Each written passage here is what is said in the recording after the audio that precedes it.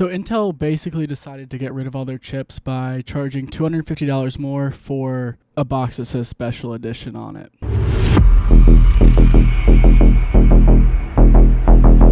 The 14900KS is out. It is promising 6.2 gigahertz boost, the fastest on any CPU out as of right now.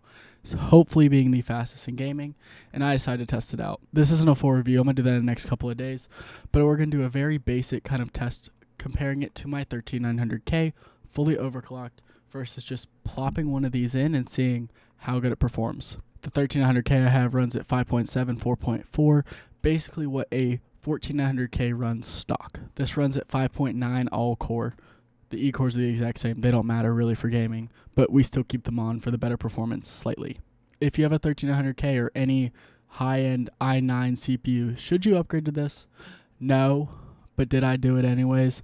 Yeah, because I wanted the fastest LGA 1700 CPU to compare to a 5800X3D in the future. So let's install this CPU, see what we can do, but we're first going to actually take benchmarks from very simple benchmarks from my 13900K right now. We'll go in more depth in the future, but just Shadow of the Tomb Raider in Call of Duty and just see what performance you get just by plugging this thing in. Before we do the benchmarks though, thank you to the supporters for allowing me to purchase this. If you also bought my PC optimization service, you allowed me to afford this.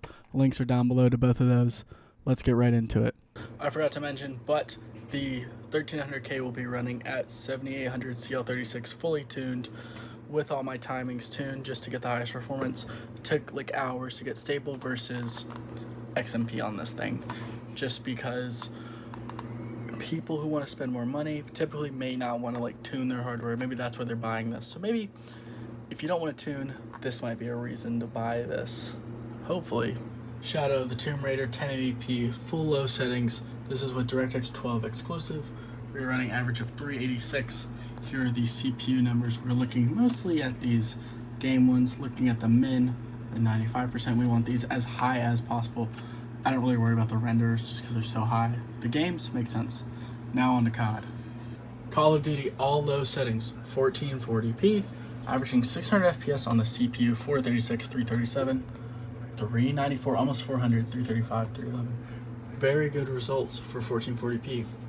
But what happens when we put the 14900KS in there? Let's get it in. And basically a perfect installation of thermal paste. Always just spread it out. Use the spreader, take the time, it's worth it. Trust me. Now let's actually get it screwed back in. Currently, PC is on, PC is working, just updating the BIOS to the latest XOC firmware. Shout out to the Tachyon for having dual BIOS. It actually works. Good job, Gigabyte, because that just allows me to actually like switch between BIOSes that I know works good for the 13900K and the latest BIOS for the 14900KS. PC is booting now.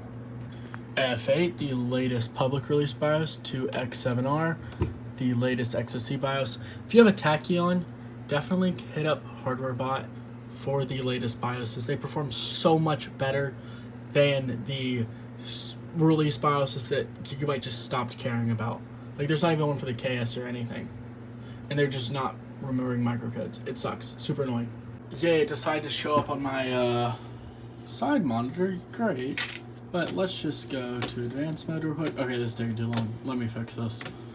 Okay, here's what we're gonna do. We're gonna go all the way down, enable XMP. Obviously XMP1 we're not doing. It is 6800 CL34. Obviously you can get higher. This is just the fastest kit I have. I am going to enable two settings though. High bandwidth and low latency. If you have a good old Gigabyte board, definitely would recommend. Another thing I am going to, oh wait, wow, thanks. Maybe you should like, I don't know, focus. IO ports, I'm gonna make sure that rebar is enabled because most motherboards have this enabled already, so I'm just gonna enable it. Now let's go into Windows, see what it looks like. Just kidding about that high bandwidth and low latency. It's just like not working, dude. I don't know why. So now I'm gonna send them back to auto, which should disable them, and then we'll hopefully get into Windows. 12 sleepless hours later. It's the next day, and I'm just about to ship out the 14900KS here. And I know you're wondering where are the benchmarks, why didn't I like test it, why is it already going back? It's because the chip is dead. I don't even know, but I'm pretty sure that I have either a bad IMC or a bad CPU core. This all started because when I first put the PC on, I'm very careful with my Thermalright ILM2. I one time had an issue on my 1300K where I went way too tight. Memory wasn't posting. So I'm pretty good about it now. I kind of know the amount of pressure it needs. And no matter what, I could not get XMP to post until I very slightly put pressure on it. It was super weird.